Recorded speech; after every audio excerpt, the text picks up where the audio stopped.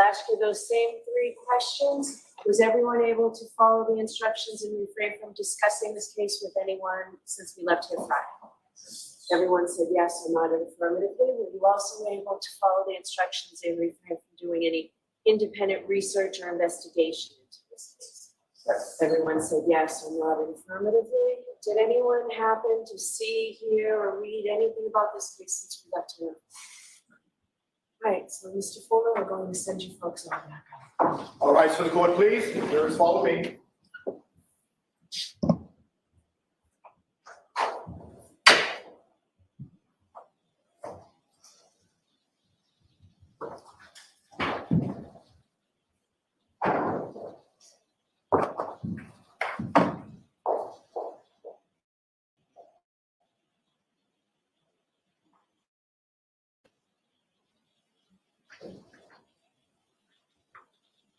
All right, thank you, everybody. Stand to recess.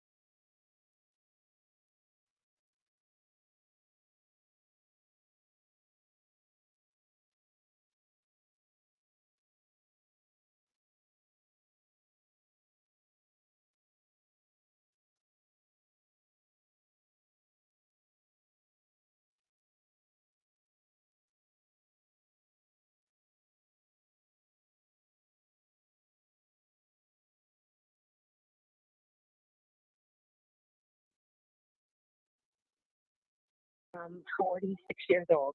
46. How long has he been outside? I don't know. I don't know. He got out of the car and Is he it could be breathing? a couple of hours. Excuse me, he got out of the car. On the 911 call, she says that he got out of the car. He got out of the car. He got out of the car. This is Jen McCabe's 911 call. They flipped.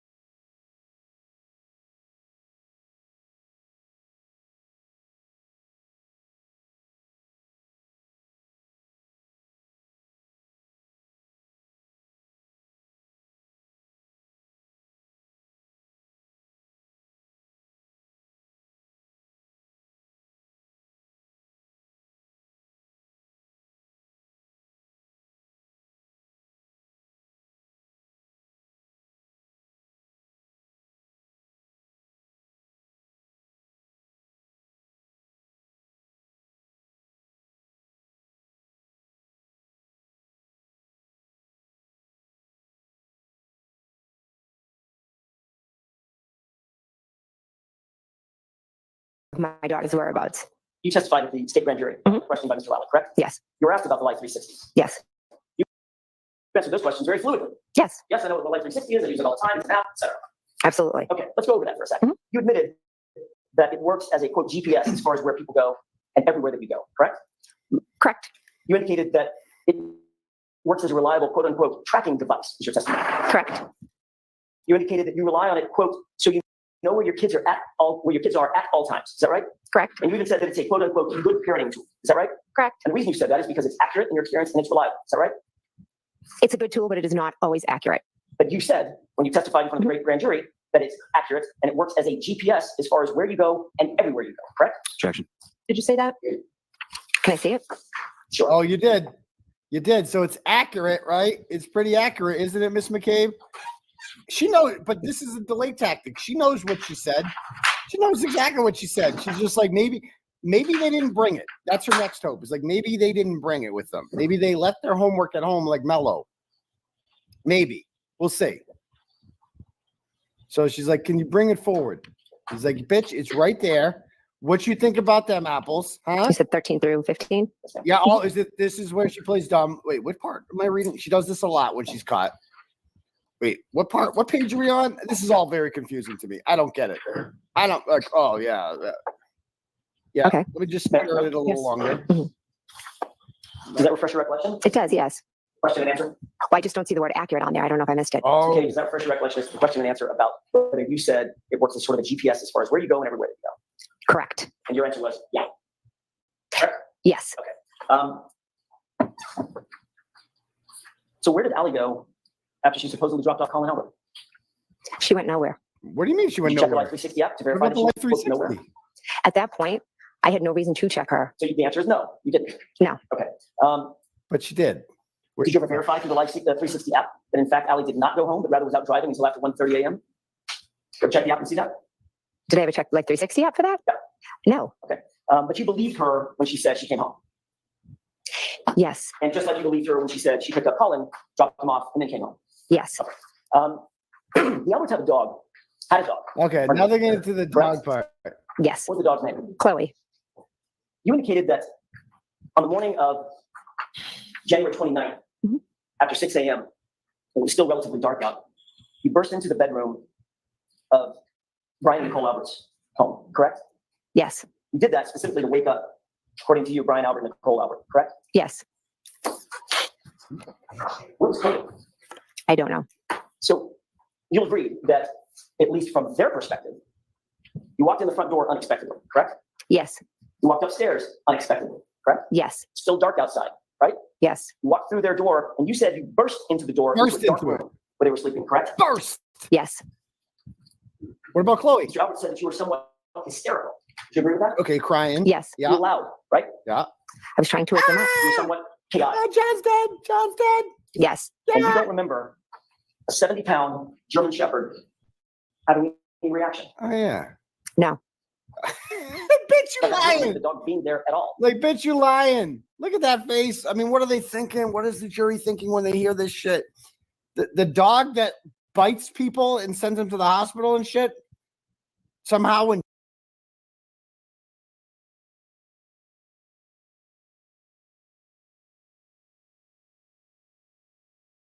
statement followed by an explanatory statement again. Then she says, I drove down the street and I took a left into the driveway and there was a Jeep there. She gives an explanation. And if you allow yourself to believe her explanation, then you miss the point because she is being deceptive here by saying no. The question was, that's quite a bit of detail about where the Jeep was. And her answer is no. And then she says, essentially what she's saying is, yes, because I drove down the street, I took a left and the Jeep was right there. So she's actually saying no, when what she means is, yes, that is quite a bit of detail, but here's why. She is being confrontational and saying that everything that he's saying is wrong. And that's pertinent. We now know that we need to look at her statements with an eye for, is she simply trying to contradict? She's a contrarian. And is she simply trying to contradict everything that he says? Okay, that detail obviously stuck out in your mind. That's a rephrasing of it being a lot of detail. And then she says, it did. So now we have confirmation. This is going to happen over and over again. She's going to lie, and I'm going to point out the indicator, and then the question is going to get rephrased, and she's going to answer it differently. And you'll get to see exactly that indicator is actually an indicator of deception for her. That detail obviously stuck out in your mind. It did, because I was wondering whose Jeep it was. And I wrote on there confirmation of the lie. So this confirms that she, in fact, lied in the question above when she said no, because here she says it did, yes. And then she says because. Now we have confirmation that when you see this neg plus explanatory statement, that's a lie.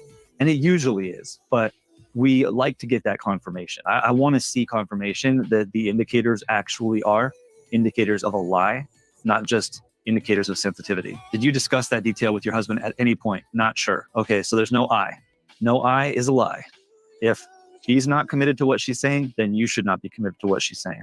So did she discuss that detail with her husband? Not sure. Aside from the fact that there's no I there, that's also a reduction of commitment. Not sure. She's not saying no. She's not saying yes. What she's saying is no comment. So he says, you're not sure? You might have. I'm not sure. I'm not sure if I said whose Jeep is that. So now she's qualifying it.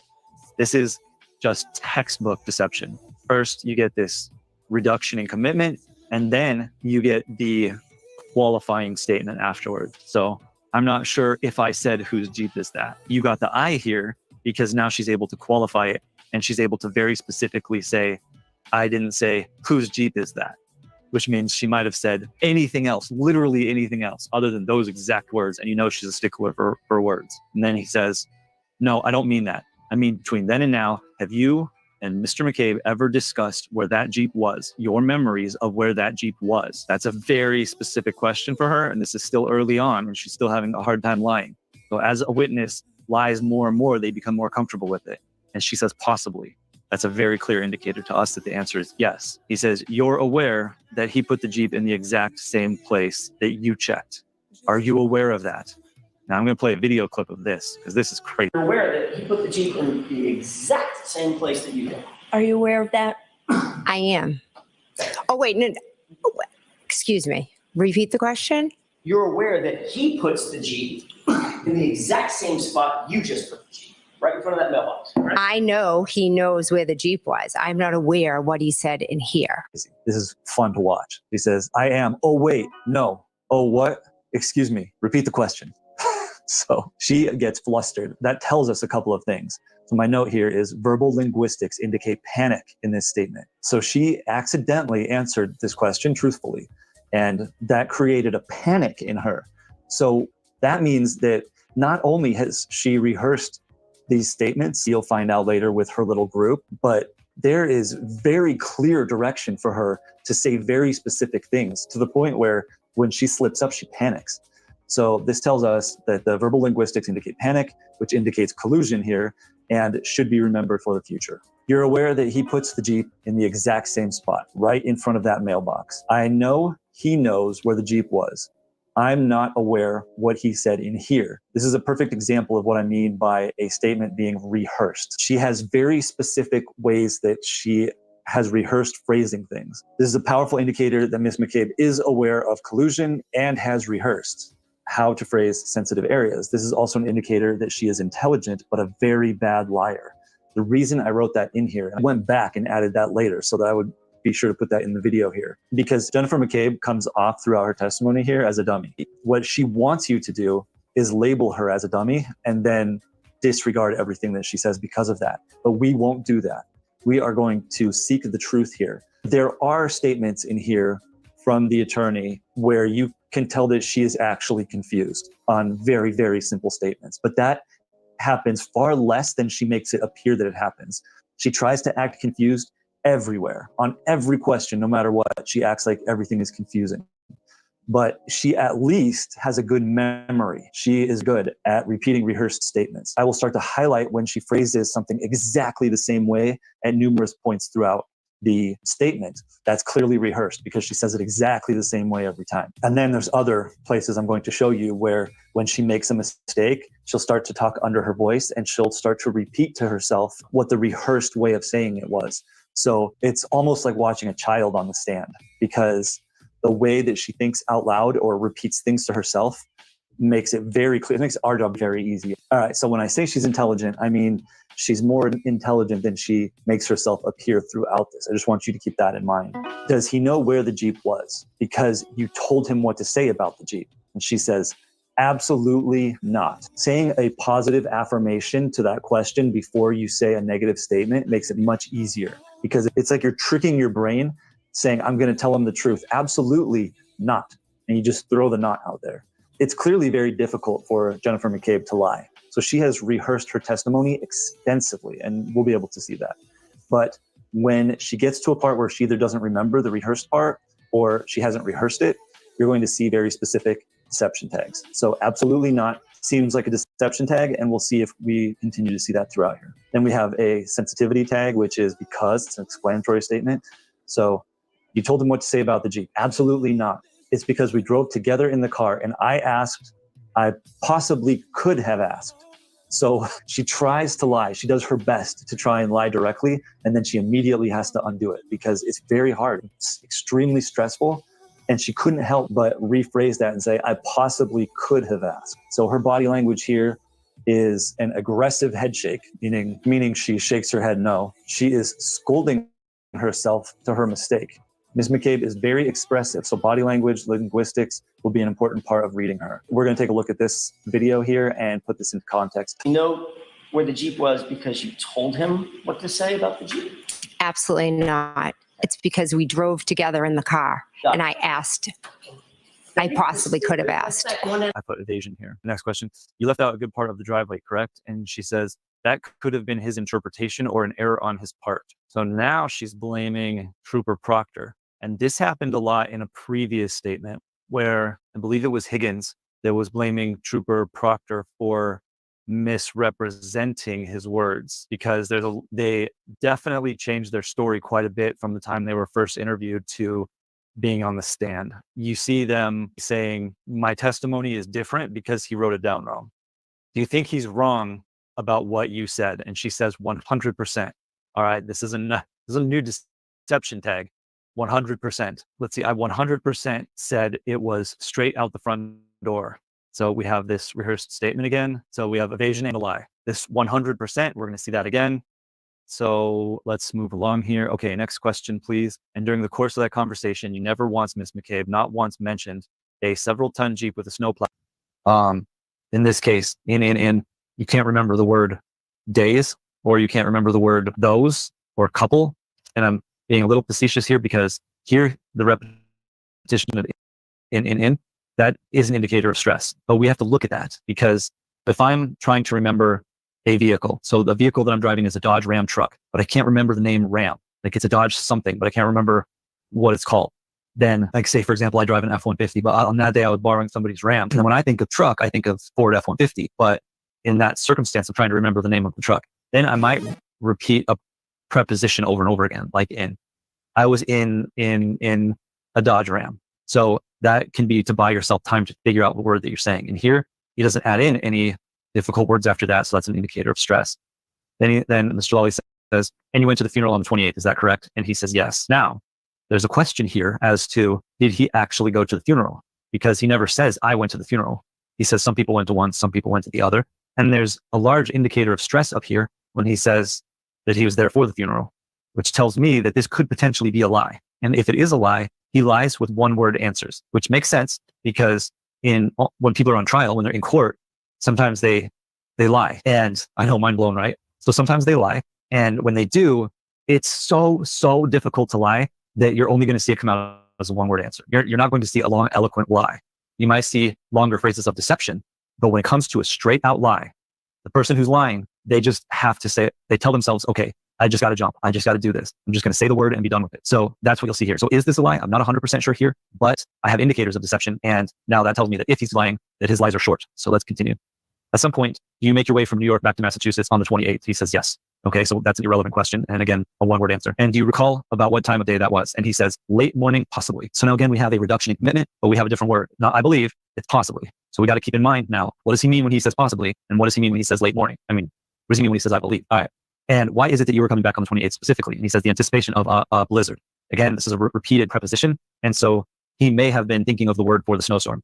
And this is actually a better example of what I was talking about before. So this is a good example of somebody who is searching for a word. Blizzard, not a word you use every day. I can see somebody taking an extra tenth of a second, half a second to think of the word blizzard, and it causes the repetition of a preposition here. And you drove, is that correct? And he says, I drove So he says, there's commitment there. I drove my government vehicle. Now I highlighted the use of the term my. When you use a pronoun in front of a noun, in this case, the vehicle, it shows possession. It shows that in that moment in time, Higgins felt that he likes that vehicle. He voluntarily, his brain accepts that vehicle. He's saying, it's my vehicle. He wants it tied to him. He probably likes driving that government vehicle down to New York for the services. Now, what we're going to look for is at any point in the statement, when he refers to something like in here, the Dodge Ram, you'll find out later he's driving a Dodge Ram, actually in the next line.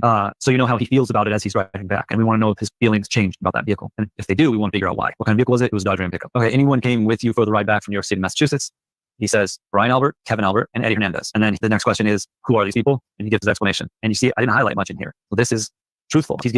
Now we get a good indicator of his baseline, how he answers questions when he's being truthful, when he feels like he has no reason to hide anything, and he's not worried about perjury on this. So he says, well, first and foremost, they're all friends. Kevin Albert is a detective with the Canton Police Department. Brian Albert was a sergeant detective with the Boston Police Department. Eddie Hernandez, also a detective with the Boston Police Department. Now, I highlighted was because that's an anomaly in speech. And it makes sense in this circumstance because he probably knew Brian Albert as a sergeant detective for many, many years and may not be quite used to calling him a retired detective at this point. Kind of like after New Year's, when you write the old date on your check, that is a normal mental slip. And so I highlight it only to show you that there are circumstances where there are mistakes that are made, but it's not an indicator of deception. And how long have you known each of these individuals? So out of the group, Eddie Hernandez would be the person that I knew the longest. Again, good. He uses I. It's very direct. I had worked with him back in the early 90s at Mass General. Then it would probably be Brian Albert. I may have had some contact with him when I was on the Cambridge Fire Department, assigned to the Fire Investigation Unit. And then Kevin Albert would be probably the last in the three that I knew. So he gets a little dicey going through this last sentence here, but there's a reduction in commitment to whether or not he worked with Brian Albert at the Cambridge Fire Department. So that's interesting. Let's just take a mental note of that. Why is he reducing commitment about what he did with him there? Now speaking to the Canton Police Department, at that time, as far as your assignment went with work, where was it that you worked out of, or where was sort of your base of operations? So they say. And he says, Canton PD, I had an office there. So Higgins, the ATF agent, is working out of Canton PD. That's something that's interesting for us to know. Most ATF agents work out of a field office. And when I was a federal agent with the Department of Homeland Security, we had our own field office. None of us worked out of police departments. So that's something that deserves some follow-up. Next question is, and how was it that you came to have an office in Canton PD? Higgins says that relationship, it was through Chief Berkowitz, born through a tragedy when my sister passed away. So I notated the we here. When he's talking about Chief Berkowitz, there's a sense of closeness there. We became friends, and he offered up the space because I had also moved there. So it was close. It was a jumping off point. Okay, we all see the stress here. There's a lot of stress and anxiety around the move to Canton. He may have pulled some questionable favors or gotten into trouble over it. It's not clear here. My note. So there's some stress to Higgins about the fact that he works at the Canton Police Department. So at this point, we don't know enough, but we're just notating that. We're marking it, and we're going to see what that turns into later. And were you the only federal agent that's based in the Canton Police Department? Okay, follow-up questions are good here because that's weird. I was the only one that had an office. He says, now I put no in parentheses because what he actually says is no. When he says, I know, I believe. So he was about to say, I know, and then he stops himself and he says, believe. That's really important to us because now we have verification that when he's saying, I believe, what he means is I know. Okay, so the next question here is, and as far as your work as a federal law enforcement officer, is that abnormal to have access to a local police department or have an office? No, it's not abnormal to have space within a department that you work closely with. Again, we're seeing tremendous stress around him working at that department. So it really seems like this was a personal favor that went outside the normal channels of what you're allowed to or supposed to be doing as a federal agent. And this is pertinent. The stuff that I'm talking about here will be very important later. As far as the ride back, when you drive from New York back to Massachusetts, about how long was the drive? Okay, so typically it'd be, I'd say, like a 4-hour ride, depending on traffic. This was longer, and I would also factor in the fact that we stopped and ate on the way back. Now, this is the word "the," so we're not going to over scrutinize it. But in here, he is showing some anxiety regarding the location and time that they stopped for food. This is not a pronoun repetition, but 3 times is too many to be thinking of the word fact. So let's go back and look at this here. It was longer, and I would also factor in the fact that we stopped and ate on the way back. Again, there's not really a complicated word there. There's not a word that you should be looking for the word. And so this is our first indication now that when they stopped on the way back, there was something that was causing him stress about that. Now, after dropping them off there, where did you go from there? I went back to the Canton Police Department where I dropped off Kevin Albert and then switched vehicles, got into my Jeep Wrangler, and I traveled up to the hillside in Canton. Okay, so we have gotten through the extremely boring stuff, but we learned a lot by going through that. And that's important because we need as much information as we can get in order to be able to assess the statements that come later when the information is pertinent. All right, so he calls his Dodge Ram, he calls it my truck, and the Jeep Wrangler, he calls it my Jeep Wrangler. So we want to pay attention to that. Now, as far as traveling up to the hillside in Canton, who, if anyone, did you have plans with, or who, if anyone, did you coordinate with as far as going to Hillside? He says, Brian Albert agreed to meet me there. It's important to note the word agreed, because if he agreed, it means that Brian Albert, it tells you that Higgins asked him to go. So these details can be very important in an investigation. It's not like it was just, are you hungry? Should we stop before we get back? Yeah, let's do that.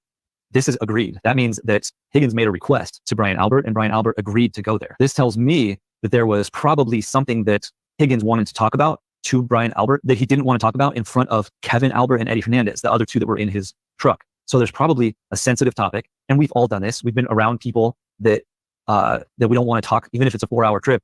There might be sensitive something in relationships or something that you don't necessarily want to talk about in front of everybody. And so you kind of have to wait until other people are gone. So this makes sense so far. And as far as switching from your government vehicle to a personal vehicle, is that correct?